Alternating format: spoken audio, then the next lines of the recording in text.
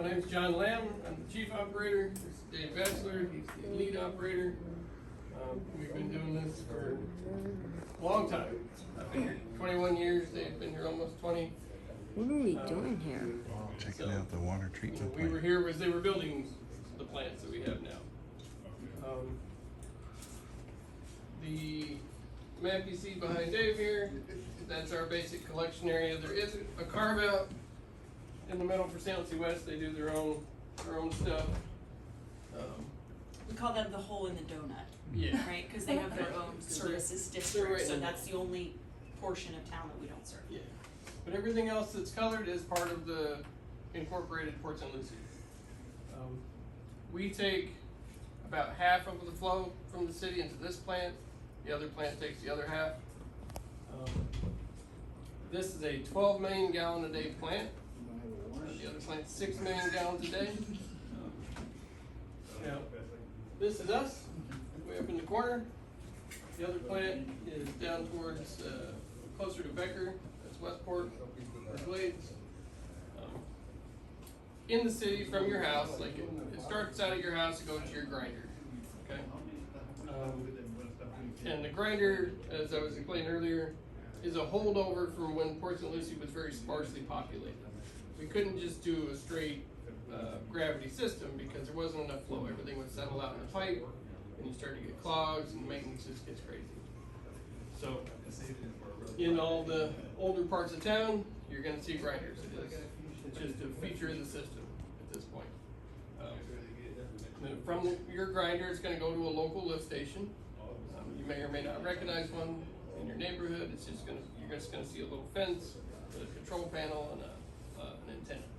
We try to hide them with landscaping, but sometimes you get bushes, if you have your window down. Yeah. It happens.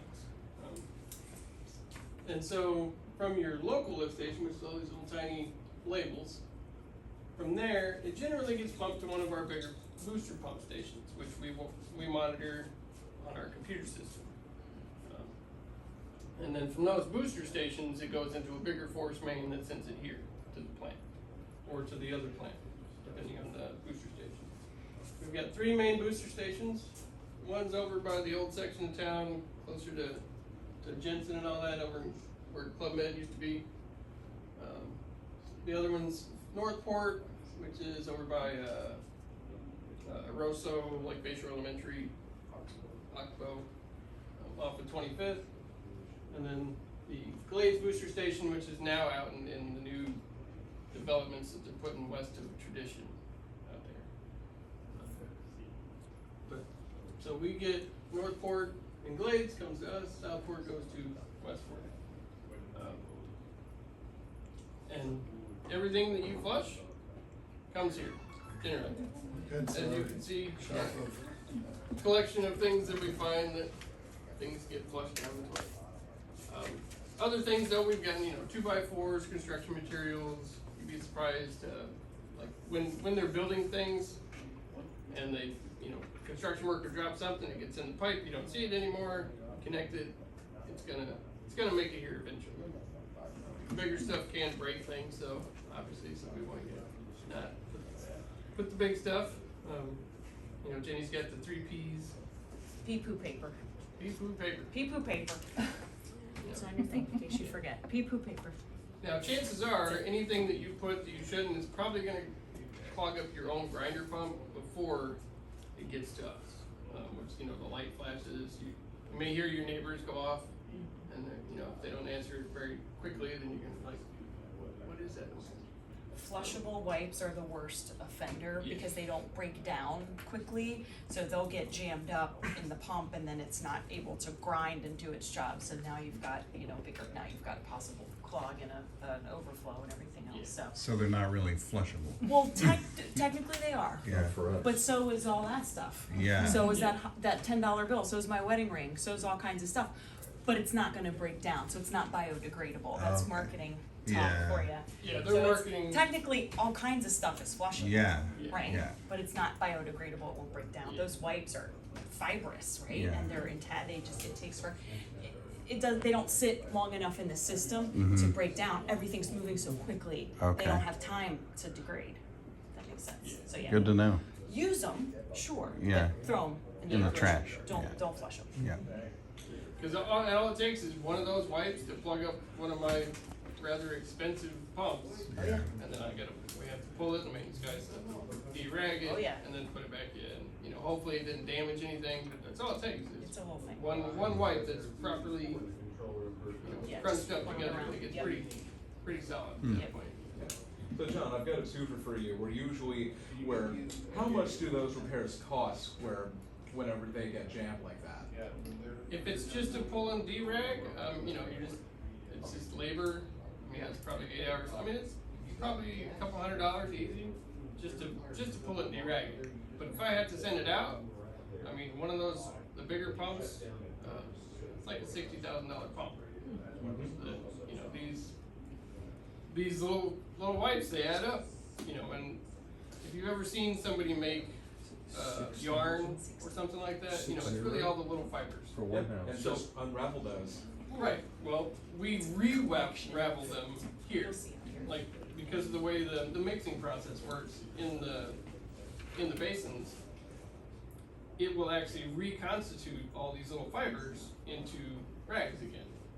And so if it isn't caught at the headworks, then it's going to be put back together, you know, and then it's going to clog something. And what would you say the tonnage of waste that was processed over here last year? How big would you say? Oh gosh. Right, you can get back to me with hard Yeah, I'll numbers. have to get back to you with that number. Yeah. I mean, in wet tons of sludge, let's yeah, that's a lot. I got the last invoice sitting in my desk, but it's in the hundreds of tons of sludge per month. You know, Per month? Yeah, Thank you. it's a lot. Does the water from people's septic systems come here the same way as the grinders? Your septic system, it works in the same basic principles. It's biologic, that's why they say your Rid-X. They tell you to treat your septic system with Rid-X on occasion, especially if you're gonna go away for a while. The microorganisms are a little bit different, but it still works the same basic way. Everything that you flush goes into the septic system. Those microorganisms are gonna break down the organic matter. It's supposed to settle out to the bottom. And then the supernatant on the top is what goes out in your drain field. And then, Stays in your I see. yard, yeah, goes stays into in the your ground, yard. Yeah. so. Which is why eventually you will have to, you know, maybe it takes 20 years, but eventually you may have to pump out the septic once just to restart it. But if you do get your septic pumped out, make sure you dump some Rid-X in there. Is it true that certain septics, as they start to be, malfunctioning, the city requires you to switch over to city? As long as the infrastructure's in place. Like there are some places, and there's not many, but there are some places where there's just not the pipes in the ground, so you have to get a new septic system, but as long as the infrastructure's in place, then you have to, and that's not a Jenny and John and Dave rule, that's a Department of Health rule. If your septic system fails, you have to hook up to the city of Port St. Lucie's sewer Because that's system. sitting in your yard. Yes. And there's obviously costs associated with that, but there's a 10-year interest-free payment plan. It's like, so we try to make it a little easier, so you're not having to pay all at once, but a lot of folks, now there's a new bill, so I get it, people wanna stay on septic as long as it's still functioning and working, as long as you're Yeah. not flushing wipes and not, putting stuff in there that you shouldn't be, it should last. As long as you maintain it, it should last you for a Yeah, while. and if you have city water and a septic, again, you wanna use more Rid-X than just to ignore it, just because eventually, if you're using a lot of water, that the chlorine residual in your city water is eventually gonna get your bugs. Cause they're still living organisms, and that is a disinfectant, so, I mean, you're gonna get the good with the bad sometimes, if you use a lot of water. If you don't use a lot, then you won't notice. Yeah, John, not to cut you off over here, I see you have a monitor at Glades. Looks like the shower eye wash alarm went off. That's fine, it's a nuisance alarm. Okay. The maintenance guys check the stations Monday, Wednesday, Friday, so chances are, if it's not a nuisance, then it's just the maintenance guy testing it out, flushing it. Okay. Regular preventive maintenance. Good looking out though, you're hired. Yeah. Yeah. Is this for the whole entire country? No, this is for St. Lucie County. Yeah. But it's the same basic process wherever you go in the country. You know, different plants have different mechanisms. You can look at a textbook and you'll see any number of methods. But generally, we all rely on the same microorganism method to do the cleaning. So in the whole plant, we've got our computer system that is labeled all throughout the plant. We can check each section of the plant at any given time and check pressures and pump status and see if anything tripped. We get alarms if something goes off, like the eye wash alarm. We're here 24/7, 365. Hurricane, no hurricane, doesn't matter. We're here. I've spent many hurricanes at the plant. Not a bad place to be. No, not a bad place to be. Yeah. Our You generator. have generator power, Good, like yeah. you're good. Yeah. You got a refrigerator, you got a kitchen, you got showers. It's a great place to be. How are we doing with capacity as far as the growth of the area? We're still doing pretty well. There's some like placement issues, but we've already got plans in place and construction in progress for being able to transfer flow from the other plant to this plant because we're bigger. But yeah, we're doing pretty well, I'd say. You won't need to build a third wastewater treatment plant. No, we won't need to build a third plant. Yeah. I say that because they're going to be building an additional water treatment plant. Oh, But Yeah, one good thing is we Yeah. actually, not for nothing, but we planned fairly well ahead because of like back in the 2007, 2008 boom before the bust. We had already said, okay, well, we're gonna need it, let's build it and be proactive. And, you know, now you'll see other places, they're paying a lot more money. You know, the most recent figure I got for a plant of this size to just build from scratch at today's dollars is nearly $500 million. wow. So it's a lot of money, it's a lot of time, it's a lot of infrastructure. You know, the county's got a new plant going out, the city of Fort Pierce has got a new plant that they're building, and they're paying for it because they didn't necessarily need it then, but it would have benefited them to pay in hindsight. You know, it's always hindsight, to build it before they needed it. So from here we'll show you the lab and then we'll walk you through the plan. Things will make more sense as we show it to you. So Mario, Todd, Scott. Alright. Yeah. Oh, yeah, might as well. Alright, so every day, you guys can come on in. Come on. Don't worry if you don't bite. So every day we collect samples from the plant. We run a certain number of tests on them that let us Can I check on look the in health there? of the plant. Yeah, you can look in there. Because like we had mentioned earlier, everything is biological. It's all live. You know, in effect we farm bacteria and little microorganisms, and they do all the work for us. No chemicals, no shenanigans. And so every day we take samples from different parts of the plant. We run different tests on them. And when everything works properly, then microorganisms have cleaned the wastewater as it comes in, and they settle out to the bottom. Now, different stages. Now, these have been sitting for a while because we get here early. We come in at 6, and so we've already run our tests. And so these are 30-minute settle tests. And so we take the data every day, we collect it, Hey, look we in put it there. into a database, Cool. and we Look can in there. judge, okay, how are things doing at the plant at any given time? We make little adjustments. You know, and we never make more than one adjustment at a time Is that because germs? it's a human body Bacteria. basically What in does mechanical bacteria form. mean? He'll tell us. And just like us, if we eat too much, Listen. the plant gets too much flow, it gets sick. If it doesn't get enough flow, it's gonna get sick. If people poison us because people could dump things in the collection system without us knowing, you know, treatment trucks like some of the trucks that clean out like porta johns or something, if they dump that additive in enough of a level, enough concentration into a manhole, well, it's going to cause us problems because it's an antibacterial. It's going to kill our bugs. So we're always on the lookout for, you know, on our SCADA system to see what happened. You know, we'll see a rise in pH if somebody dumped a bunch of caustic or something in the line. because that's also gonna kill our bugs. So we're always keeping track of the health of the bugs. So to clarify, rise or fall of pH. Yes. Thank you. Because either way is bad. Can you trace where it came from? Are you able to? Not really. There's not enough. It costs too much to put that many sensors out in the town. So a lot of times, you know, we just always, you see something, say something type deal. You know, we've got enough city workers that are out there that if they see something, they're gonna catch the guy, call it in.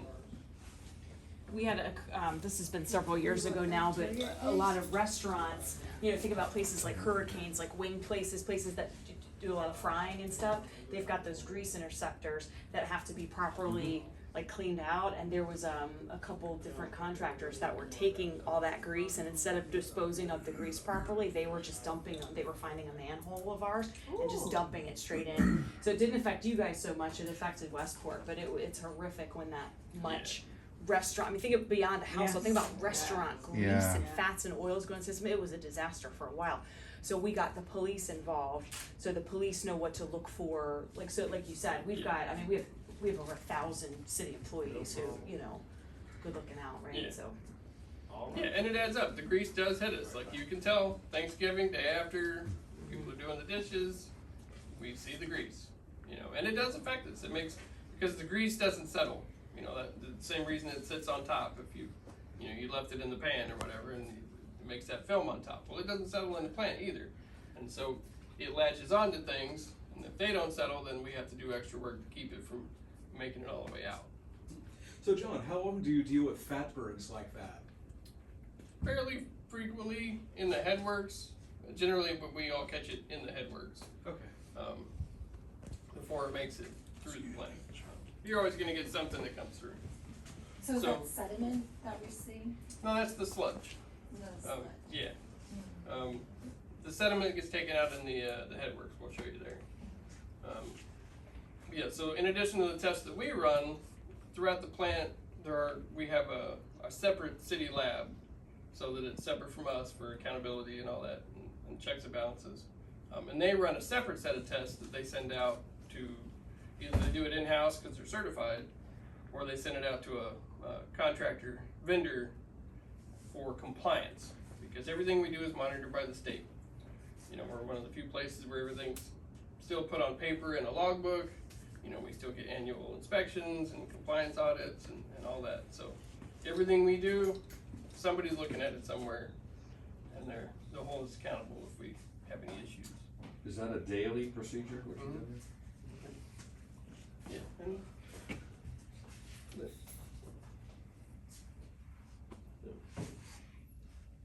no, it looks pretty good with it. Yeah, no worries. Yeah, I'm just taking a look at the titration system that you have over here. Yeah, we check alkalinity, pH. Every day we run a little bit of a sample through, we call them cookies. Yep. Most things here have food names. It's just is what it is. Yep, 104 Celsius.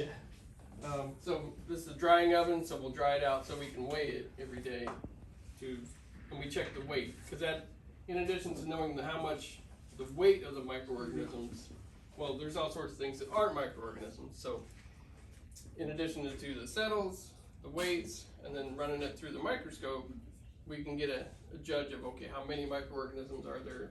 Are they healthy? If by the time we get it from the sample to the microscope, nothing's moving, well, okay, something else is wrong.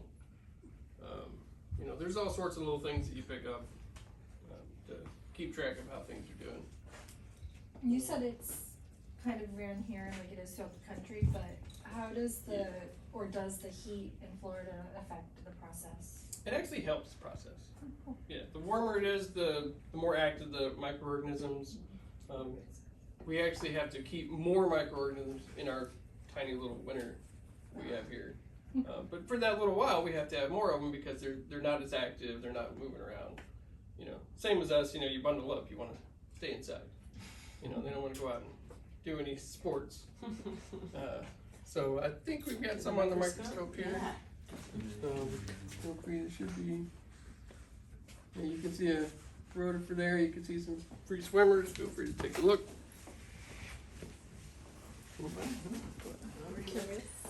Don't be shy. So what am I looking at? Is the, Do you see anything It's moving? like a big I don't see thing in the anything middle. moving. Yeah, well, it's been since for a little while. Is the one that looks like a fish organism? Yeah, it should Yeah. look like. Yeah, you can see some of them on the door post over there too. So rotifers are cool because they have like mouth fingers. You're not eating. They're not eating with like a knife and a fork like we do. So they have their fingers up here. So when anything floats Yeah, by, they go. that's what Yeah, but it's Pull stretches it in. I should have brought my video out. goes back. What they do, they Yeah, gotta- so these are some of the highlight guys it. that. Yeah, so those are rotifers. Because that's so micro, you can't see, but that's like where the mouth would be, and there's tiny like little mouth fingers that help pull it in. This is my favorite of all the microorganisms. He's got a lot of personality. You've heard of water bears, right? Tardigrades, water bears. And wasting is Water considered. bears, those are my favorite. Did you see one of those in the microscope?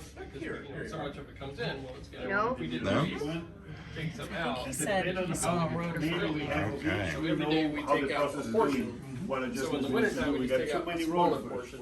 and not many free To let streamers. the, We know that it's getting Total nose, we quantity gotta start moving increase in the for just a process. little while. We got too And then much once free it warms streamers, up, we they're take not out a What little was the bit more and mushroom it rope brings that the you So level saw? we are in the process. There's of no changing pictures the- of No. all No. that. We're gonna, Microscopes are very important. Let me get my, What Tells kind us how the of plant is doing. yeah, it's kind Is of all like the other germs. stuff Yep. in there? Yeah, and you know what their job Yeah, you is? got- Just yeah, to eat. yeah. The Yeah, poop. and break it down. So Could you anything imagine I've that being your seen job? that wasn't- Would you like to eat poop? That would be a horrible job. Well, that's what I those think that'd be things the do. worst job ever. But you're gonna see most of these, there we go. I forgot about my printouts. like ladybugs, they move around. Oh, there you go. Yeah, there we go. Those are that what better. Those they are better do? pictures.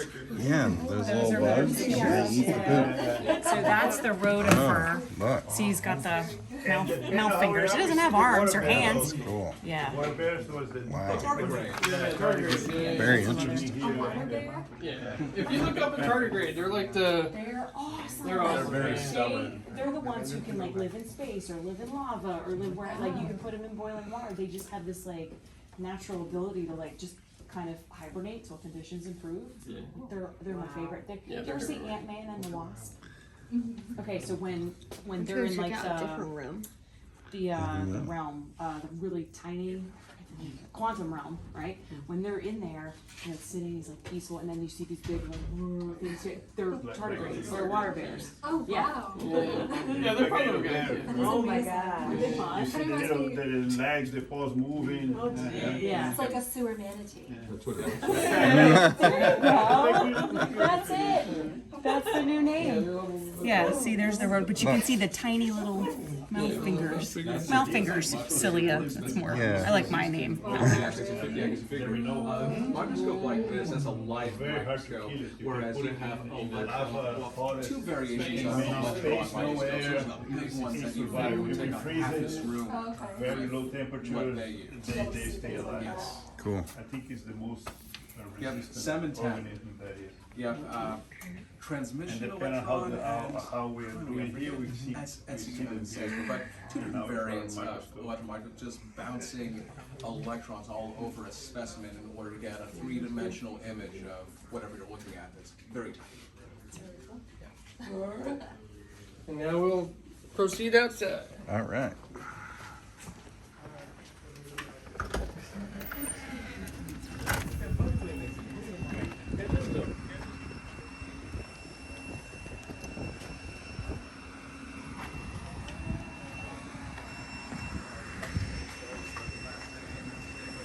Where are we at? We're outside the sewer treatment plant. Did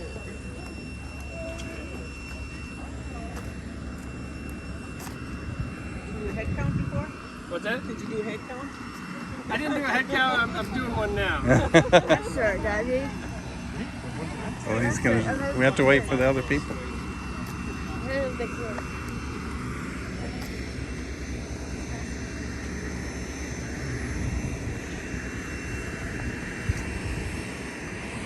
He's gonna tell us what this thing is. See the windsaw? Yeah.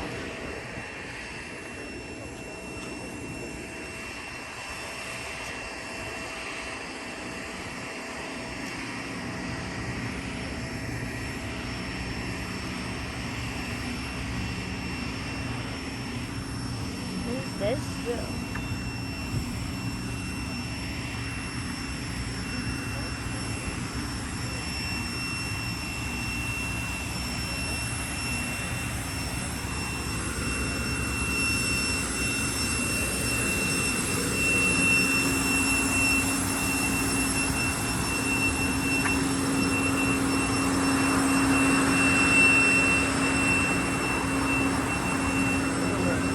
stand in the shade.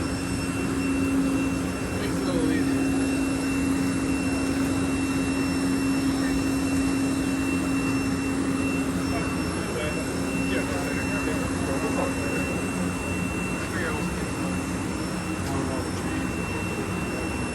Alright, so this is the headworks. Alright, and like I was talking about earlier, where we're a big mechanical version of the human body. Right? So, since what we do is we eat wastewater, effects here with all our microorganisms, so you'll see the two pipes out there sticking up that are green. Well, that's where the two major force mains from the two treatment stations come into the plant. They come in through the bottom of the headwork. So they're coming in through town, they're coming up, and just like us, well, now we gotta unwrap all the things we can eat. Right? You gotta take the package off, you gotta take out, anything you don't like, put it off to the side. So as it comes up, it runs through a automated bar screen, which currently is broken, so we do it manually.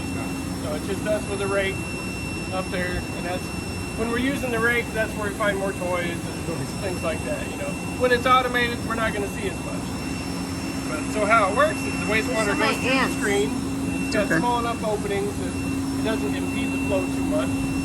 But it also is going to catch most of the stuff that comes in. So it's going to it's just going to bring it all up, little teeth on it. It's going to squeeze out all the water and dump it in the dumpster.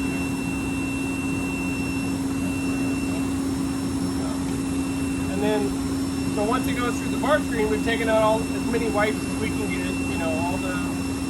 Anything that people flush, big balls of grease get caught in the bar screen. We won't be able to catch it if it's dissolved, and that's where we have problems with it later. But if it's in a ball, like it's usually in our little winter times when it's cooler out, it's going to be a lot more in ball form. So we're able to take more of it out then. So after we're done with the bar screen, then you get to these. And what these do is they take out all the sand. And what it does is it spins it around, so you get a little centrifugal force. And then it adds air, bubbles. And so once you've added the bubbles, and then you add a little gravity to it, then that sand drops out naturally.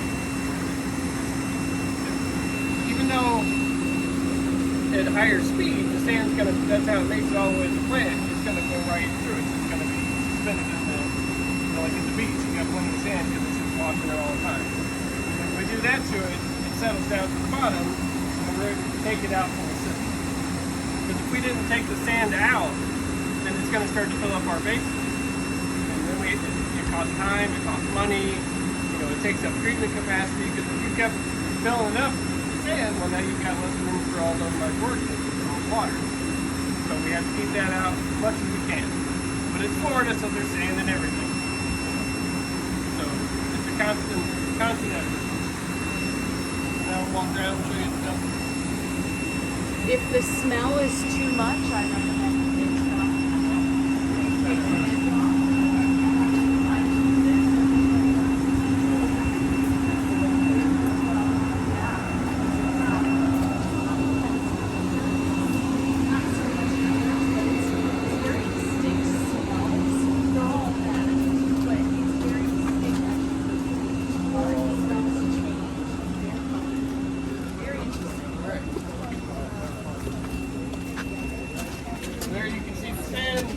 we dump this every Tuesday and every Friday, and so this is just from yesterday.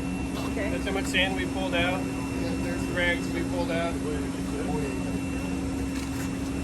Yeah, every Tuesday, every Friday. What's that in that bin? Go ahead, look over the edge.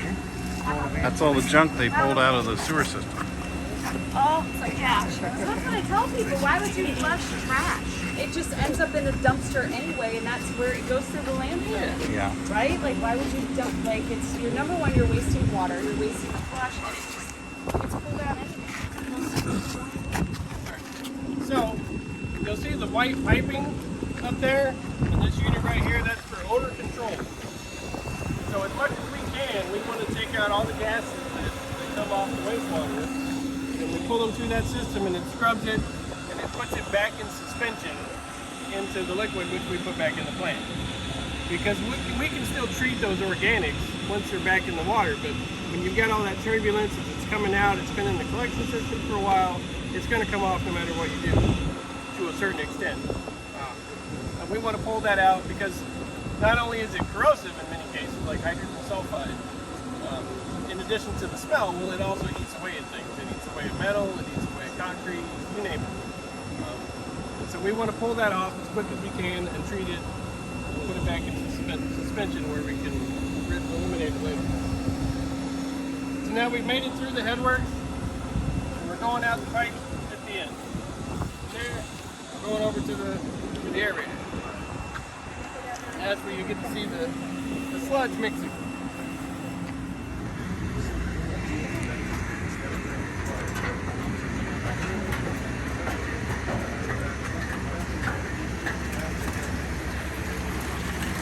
It's stinky up here.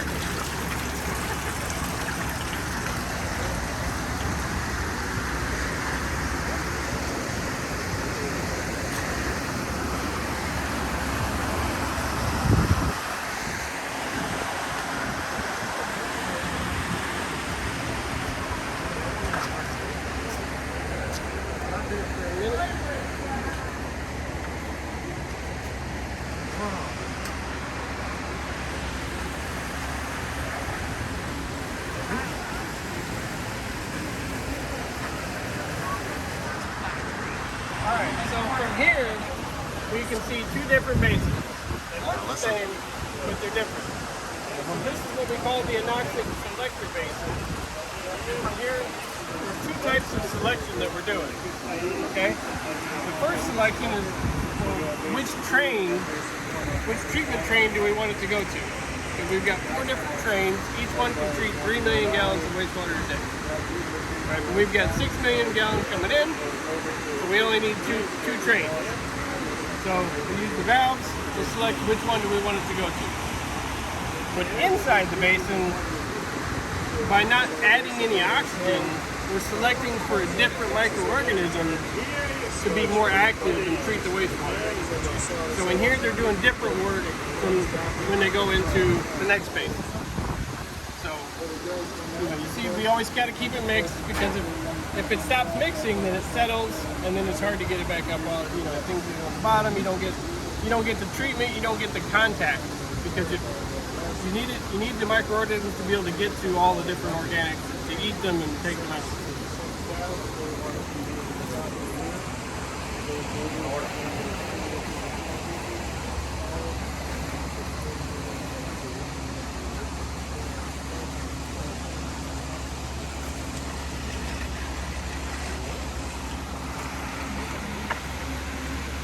All the stuff you see floating, that's the fats, oils, and the greases.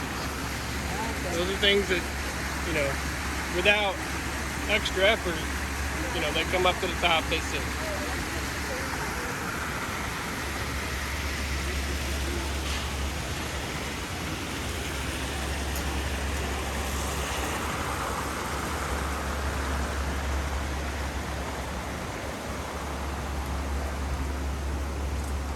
So that's pretty low. How deep is that? The water line's supposed to be at 17, 18 feet, Okay. give or take. So the diffusers are about 18 inches off the floor, and we keep them always covered so they don't dry out, the sun doesn't get them, and we keep them functioning, otherwise they go bad. Okay. So we've gotten twice the normal lifespan out of these just because we do a great job of taking care of them. What's the green? That's algae. Yeah. So in these basins, we're adding oxygen, right? Because just like we were talking about, we farm the microorganisms, well, they need oxygen just like we do.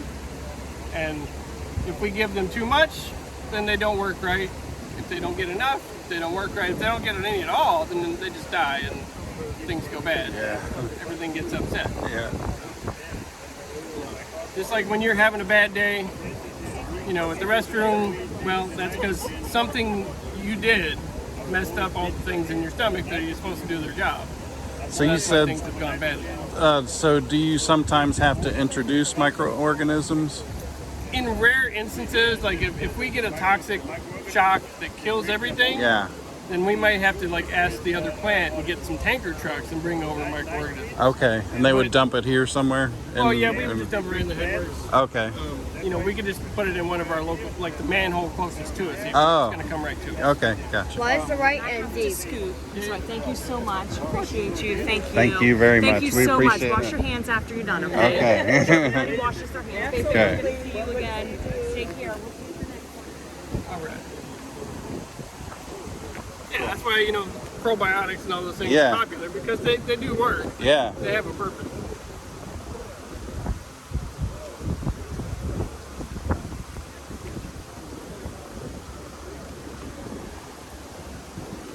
Days like Thanksgiving, you can see the grease. You can see how much more foam you get.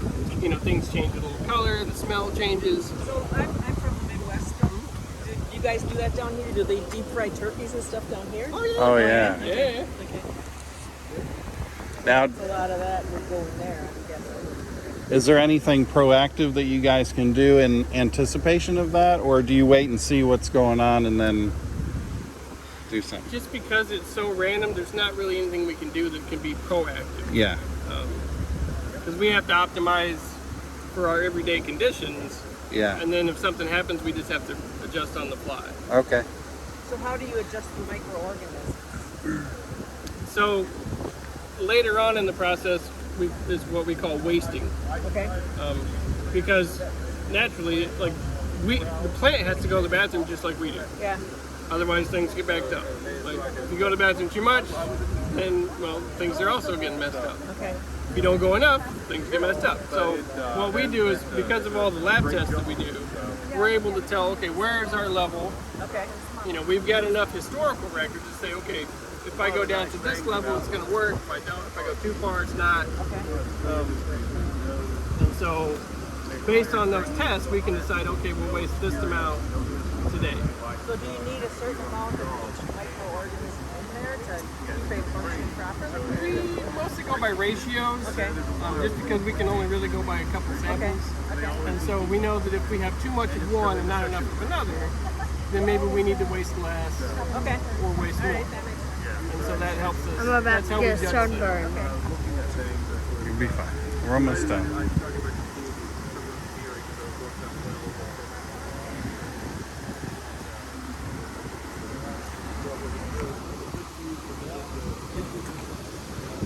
Oh, good, not anymore.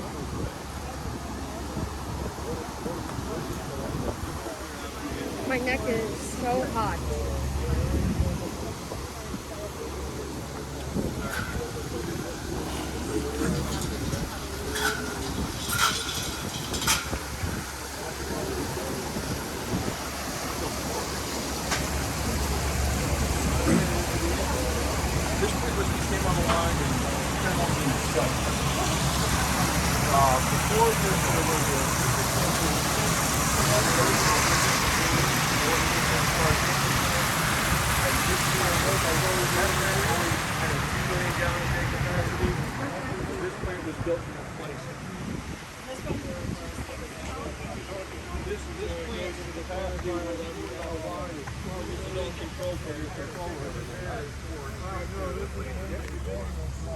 Now I'm getting a sunburn.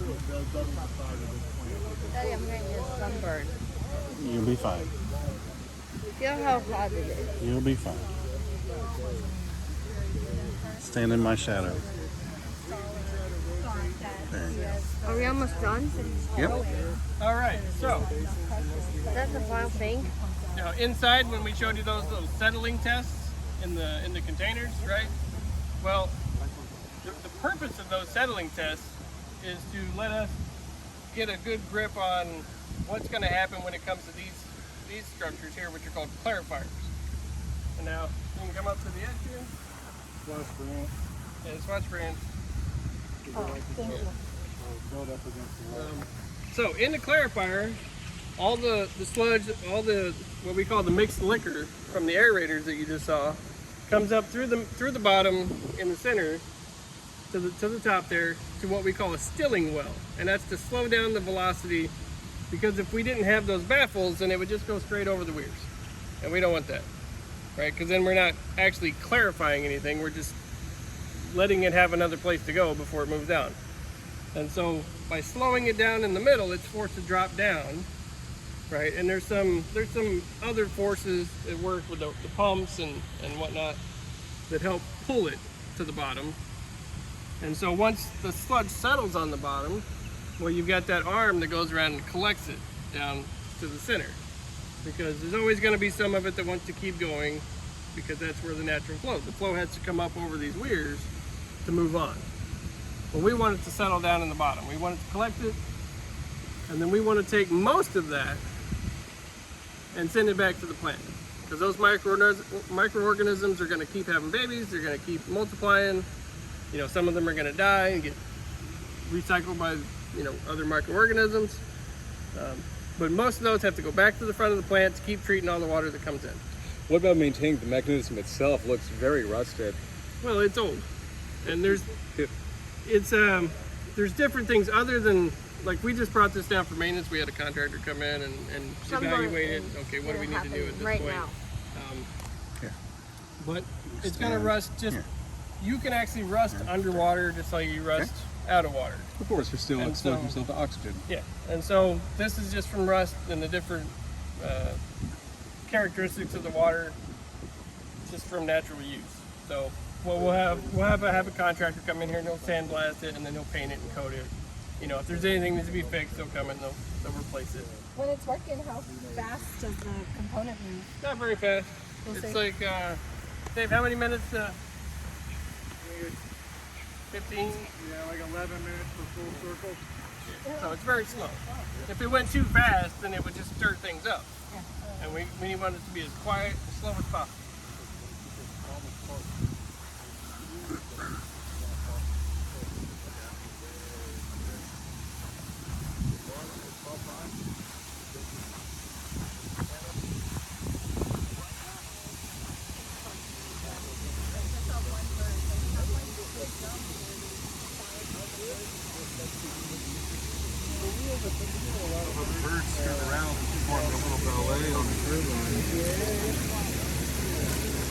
Yeah, there's always lots of birds. Sometimes you get ducks swimming around. Now you saw how it looked in the aerator. Well, this is what happens once it's properly treated. It settles to the bottom. Now you're always going to get some floatables, so that's what the top arm is for. And it's going to circle around and it's going to collect everything and put it down in a scum trough. Clear water just. And that's going to get sent back to the front of the plant. You retreat. It made it through the first time, but we'll get it the next time around. And here you can see how clean the water is, and that's all natural. That's no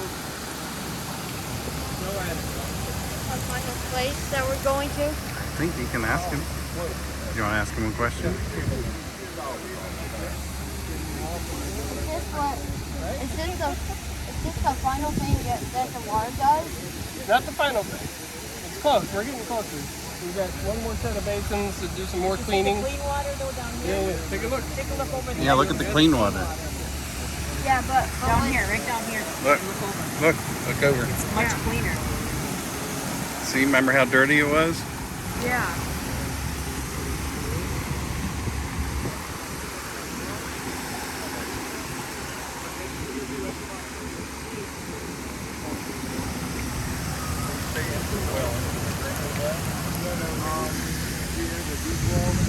We push everything 3,200 feet into the ground.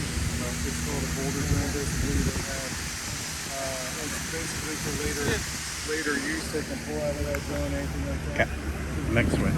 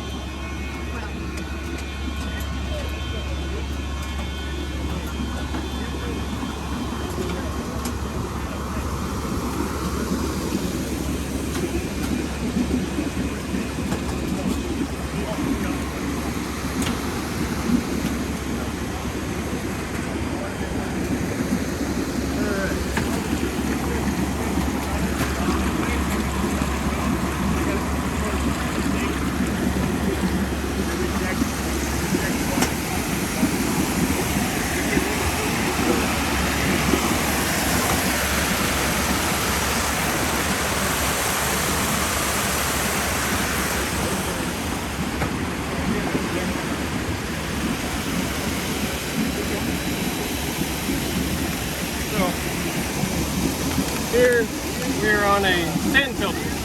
Okay. Alright. Now, some people have these on their pools in like a little tiny form. It's just a little, looks like a little dome, but it works the same way. So, as clean as that water is coming out of the clarifier, well, it can still be a little bit cleaner. Okay? And so, what we do is it comes in here to the front, that's the front, that's the back, and then it comes through underneath the sand. And as it comes through the sand is tight enough that it actually filters, but not so tight that you can't pump through. So that's what you'll hear the bubbling, because you have to add air to fluff it. And if you don't fluff it, then it's in concrete basically, and when it stops, you can't pump through. So we fluff it just enough that it catches the dirt, any organics that are left over, and those go through a little reject weir and they get sent back to the front of the plant. Every time we catch something that didn't make it as good as we want, it gets sent back to the front of the plant. So now it's come through here, and it's even cleaner at the end. So these pumps that are over here, those pumps bring it from where we just were to here? They bring it from just that wet one. Oh, okay. Because the gravity's going to get it to there. Okay. But from there, we got to be able to pump it high enough that it can feed down through the sand filter. Okay. So that's what they're doing. This looks like the last day for the water. Is this the last step? Almost. We got one more. step where we add some chlorine to it. Oh. So that's what we'll see over there. I see the blobs of mercury that we have over here. How do you prep Mercury, those are the ball bearings. Oh, ball bearings. Okay. That's the adjustment for the air level in the sand filter. Right, so how do you measure those? It's got pressure gauge and a little graduations on the thermometer. Okay, what units? Bars? CFM. Okay. CFM. So we want somewhere around 60.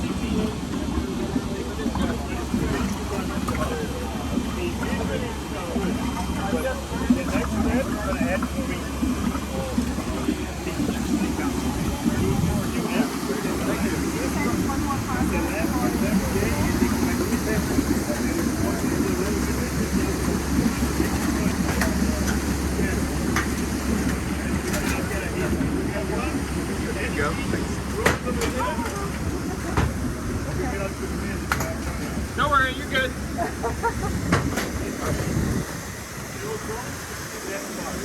It wouldn't be as bad if you fell in here. It's not so bad. It'd be a little like quicksand though. You know, cartoons always tell us to be more quicksand than there really is. But as far as the health goes, Oh yeah, you'd be pretty okay.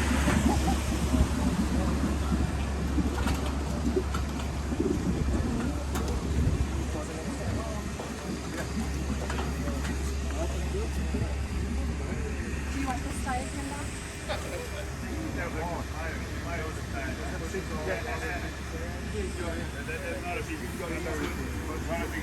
My little one's like that.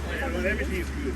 This one is Yeah, it goes more like a snake. It's gonna snake around to the end there. And this is where it's getting chlorine. Thank you. Yeah. No matter what we do, there's always more.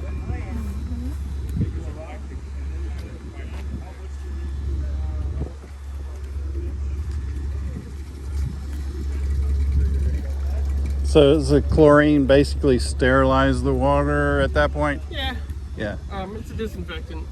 Yeah. The reason for the baffles, which I'm just waiting for. Yeah. I'll repeat it for them. The reason for the baffles. That's all right. That's all right. Sometimes it's hard to be able to hear everybody. Yeah, exactly. So the reason there's such a long path in the contact chamber is because you need 30 minutes of contact with the chlorine to ensure that it actually has time to break down the outer membrane of any pathogen. If you look at the bottle on your Lysol, it tells you don't wipe it, let it dry. The reason for that is because it too, like any disinfectant, needs time to make it through the outer membrane of whatever it's trying to kill.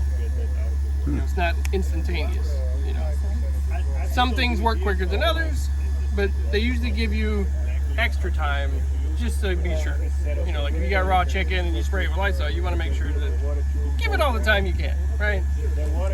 So that's what we're doing here. We're giving it the full 30 minutes so that by the time it makes it around, anything that's still floating that is too fine, too small, that's not going to get caught in the sand filter, well, the chlorine's going to kill it.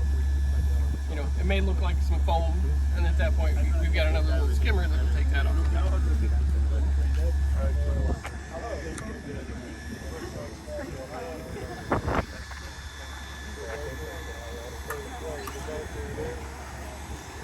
It's like the when you see foam at the beach, like those are organic. Yeah. Usually you're seeing. Yeah. If it was pure water, there wouldn't be any foam. Right. You get like a bubble, but then it would just go right away. Yeah.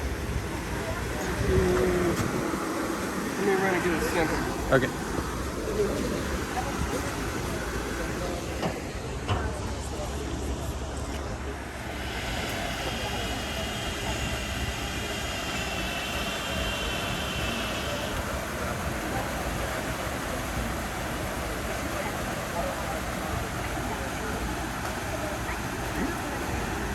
Gotcha, bud.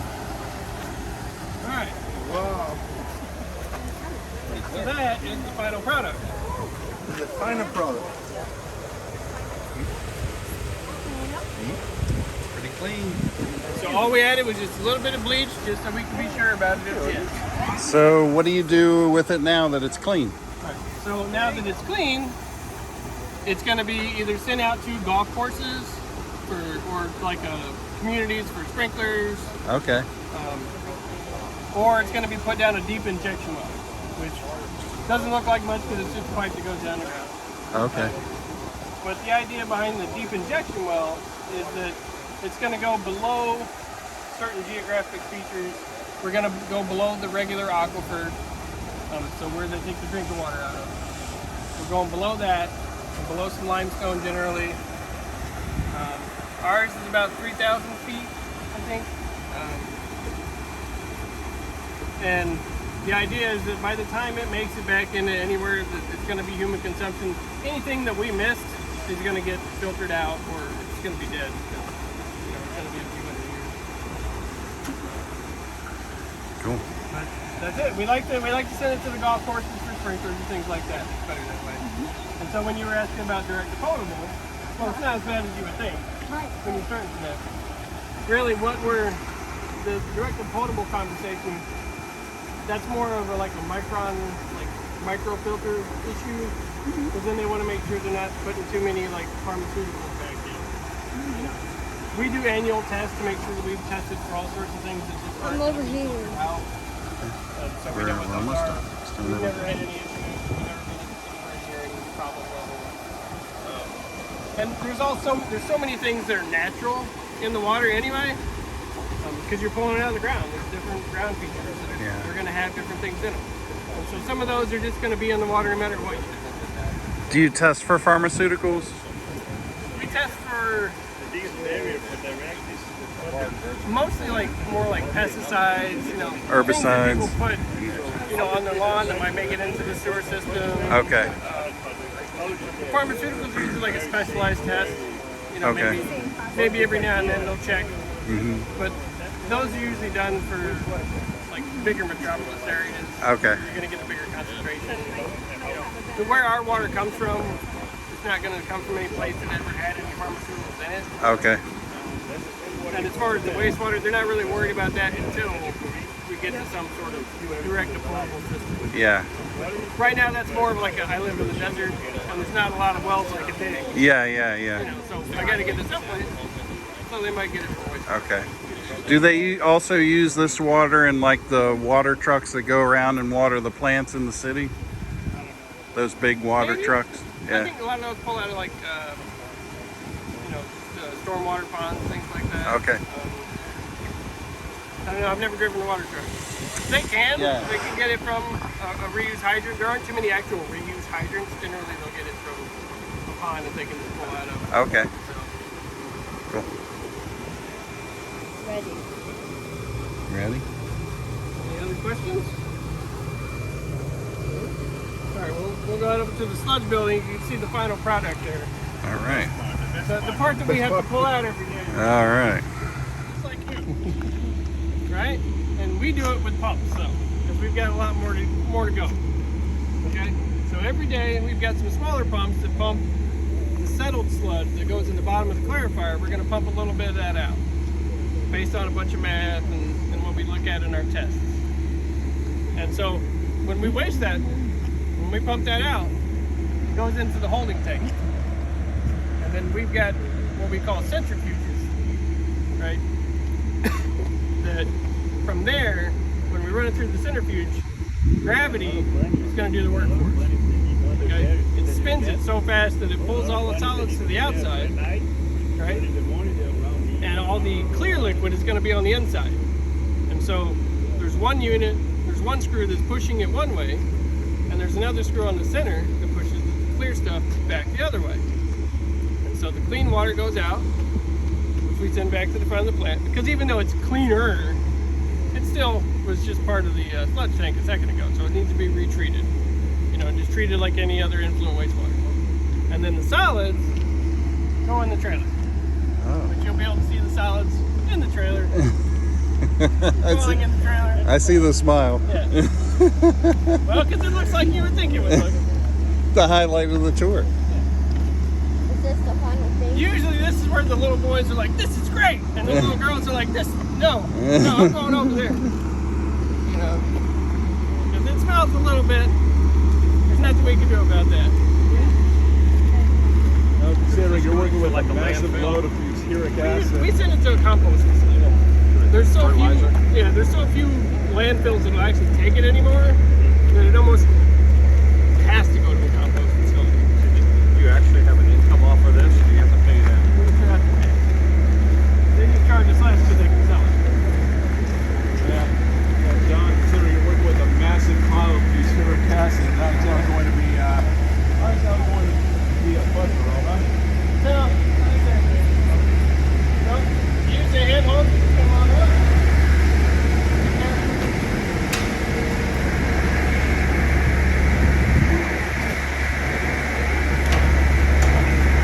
Look, it's coming out.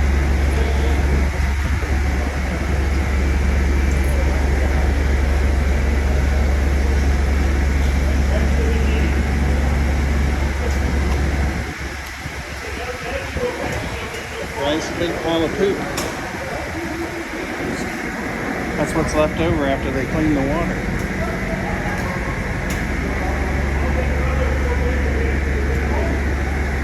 Why is that left over after they clean the water? Well, now we got pretty clean water, and then this is the sludge that's left over.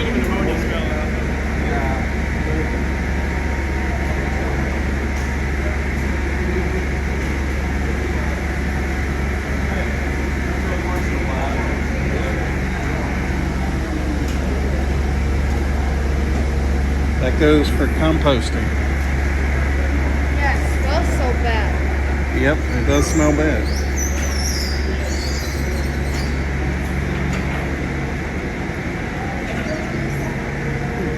Woo! Yeah. It smells like honey, right? Need to be upwind. So let's get out here. You stand out here. Smells like honey. Oh, it smells so bad. It does smell bad. We should go somewhere else. It's because it's poop, right? Yeah. Come on, let's go. Hold on.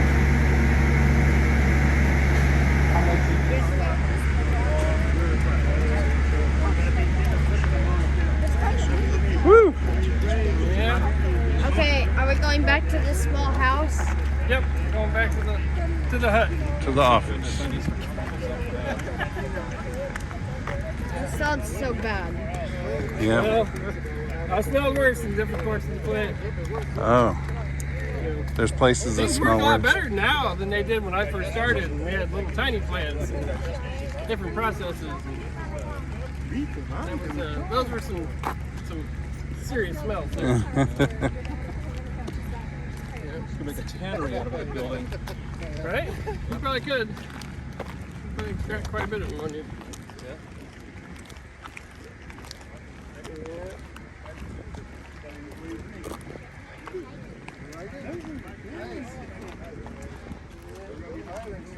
Thankfully, most of the time the wind blows this way, so it's just the cows. You know, Yeah. the neighbors may have their day. Yeah. Does this operate 24 hours a day? I know you said you had staff here, but 24 hours a day? Yep. Yeah. And we don't get to control the levels, so we just have to ride the waves as they come in. Can't control the levels. A lot of math. All poop. that math they tell you you're never gonna need. Your friends are like, I won't need this. No, you need it. Yeah. There might not be too many people that need that math, but we do. Math is important Interesting if what you you work. Why said, was like the after Pope dropping from the pipe? Yeah. The chemical. Because that's the leftover after all the Oh, cleaning. yeah. Why? Yeah, and you can. Because there's always we going to can be some see in left over. Our computer trending. Yeah. We have what you call a diurnal flow curve, which is that daily life cycle flow curve. So we can see when everybody gets up in the morning and starts turning things on and flushing toilets, and Like FPNO with their usage, right? Yep. Same thing. Yeah. and then you see when everybody goes to work, drops down, comes back up when you get home, and drops down about 1 o'clock when even the late guys are going to bed.